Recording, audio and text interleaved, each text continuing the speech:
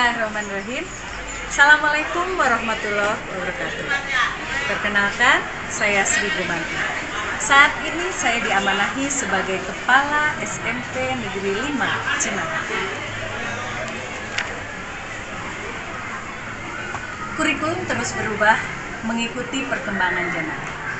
Kurikulum yang dilakukan sekarang adalah kurikulum merdeka. Dalam implementasi kurikulum merdeka, peserta didik seyogyanya menjadi fokus utama dalam pembelajaran.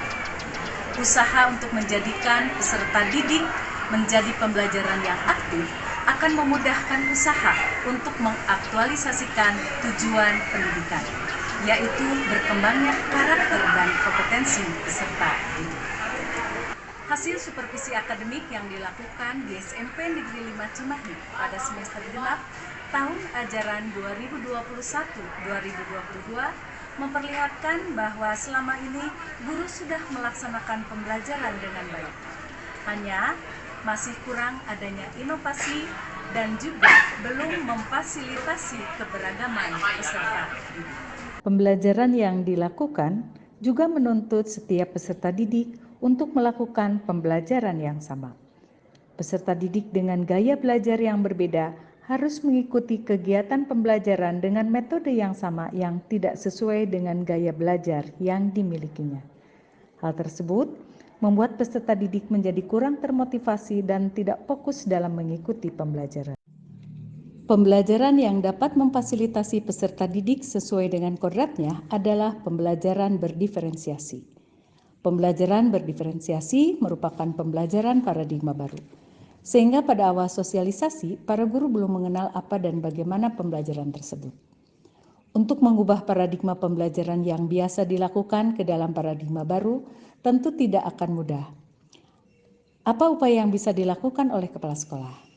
Sebagai kepala sekolah, langkah pertama yang dilakukan adalah memberikan pemahaman dan wawasan tentang kurikulum merdeka dengan pembelajaran berdiferensiasinya melalui kegiatan pelatihan atau in-house training.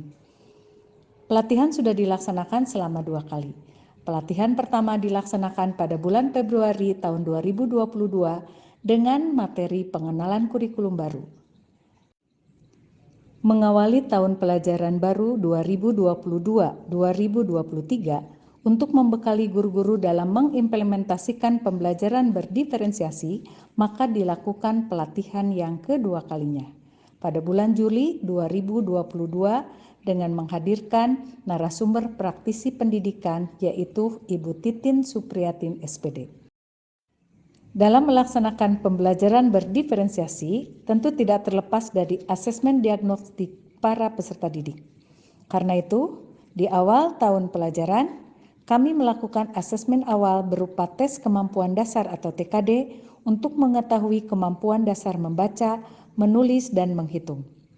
Soal TKD disusun oleh guru bimbingan dan konseling bekerjasama dengan guru bahasa Indonesia dan matematik.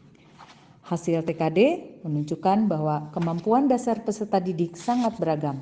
Masih banyak siswa yang memiliki kemampuan dasar belum berkembang.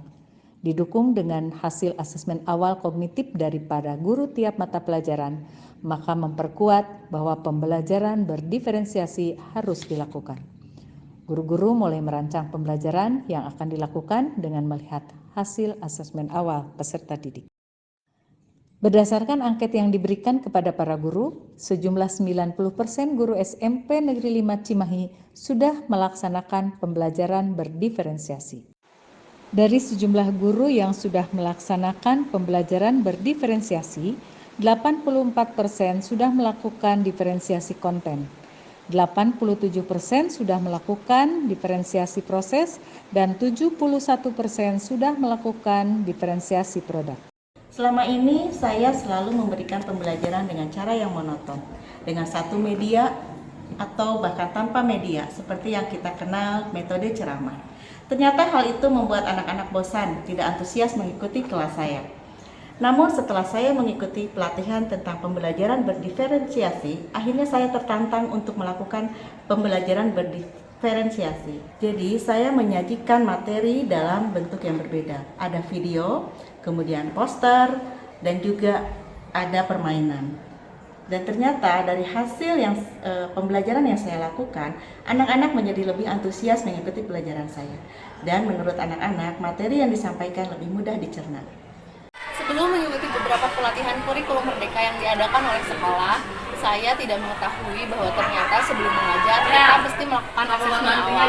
Nah, setelah mengikuti pelatihan, akhirnya saya mengetahui betapa pentingnya melakukan asesmen awal untuk mengetahui dan mengidentifikasi karakteristik peserta didik.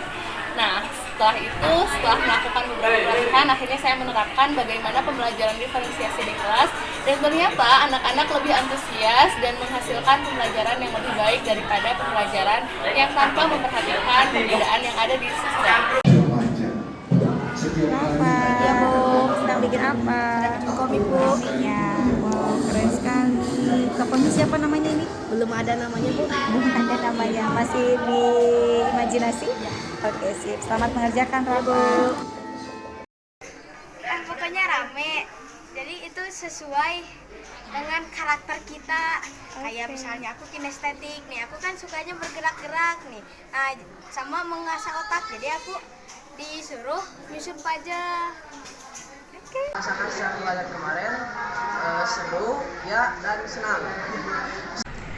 Menyadari bahwa guru-guru memiliki kemampuan yang berbeda-beda, maka untuk mengatasi kendala-kendala yang dihadapi oleh guru dalam melaksanakan pembelajaran berdiferensiasi, diberikan beberapa solusi. Pilihan terbanyak, guru memilih untuk melihat contoh praktik baik dan juga berkolaborasi dalam melaksanakan pembelajaran berdiferensiasi. Beda. Lalu bagaimana solusinya? Nah, Bapak dan Ibu, dengan melihat pilihan dari Bapak dan Ibu, maka saya mengambil alternatif solusinya adalah hayu kita laksanakan buka kelas, Bapak dan Ibu. Buka kelas per MGMP. Seperti apa buka kelas? Nah, mari kita buka gerakan buka kelas di SMP Negeri 5. Untuk melaksanakan alternatif solusi tersebut, maka langkah yang dilakukan adalah dengan kegiatan buka kelas dengan program yang diberi nama kolaborasi dalam implementasi pembelajaran berdiferensiasi. Adapun langkah-langkah yang dilakukan adalah yang pertama, kepala sekolah memberikan arahan untuk pelaksanaan buka kelas. Kemudian semua guru berkolaborasi dalam tiap MGMP. Tiap MGMP memilih salah satu guru model. Kemudian merancang pembelajaran berdiferensiasi sesuai dengan kelas dan materi yang disepakati untuk siklus yang pertama. Kemudian tiap mata pelajaran melaksanakan kegiatan buka kelas untuk siklus yang ke-1 yang dihadiri oleh seluruh guru mata pelajaran yang bersangkutan dan juga guru mata pelajaran yang lain. Berikutnya melakukan refleksi setelah pelaksanaan kegiatan buka kelas siklus ke-1. Hasil refleksi digunakan untuk perencanaan kegiatan buka kelas pada siklus yang kedua. Yang terakhir, melakukan refleksi setelah melaksanakan kegiatan buka kelas siklus kedua. Dengan melihat pembelajaran diferensiasi yang telah disampaikan oleh Ibu Dewi Lin, saya sangat terinovasi bahwa saya nanti ketika akan memberikan materi pembelajaran di kelas binaan saya akan melakukan seperti itu. Peserta didik di dalam kelas ketika pembelajaran berdiferensiasi ini berlangsung, respon peserta didik menjadi aktif, inovatif, serta kreatif karena materi yang disampaikan juga tidak monoton dan sesuai dengan tipe masing-masing gaya belajar peserta didik. Dengan melihat contoh praktik baik dalam buka kelas dan juga berkolaborasi, semoga guru-guru mendapat pencerahan dan juga wawasan sehingga lebih memotivasi mereka untuk melaksanakan pembelajaran berdiferensiasi. Maju bersama, menghadapi tantangan secara bersama-sama, sehingga tujuan pendidikan yang diterapkan dapat tercapai, yaitu